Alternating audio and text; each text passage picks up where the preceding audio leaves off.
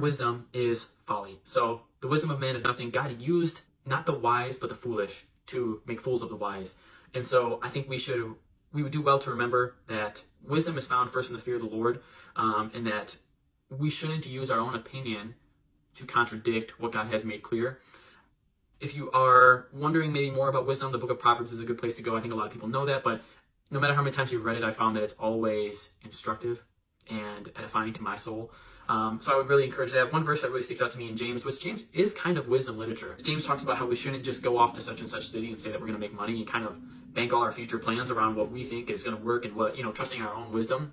But he says instead we should say, like, yeah, we will go out and do such and such, should, if it's in God's will or should God allow. And we should submit all things unto Christ and just not become arrogant or puffed up.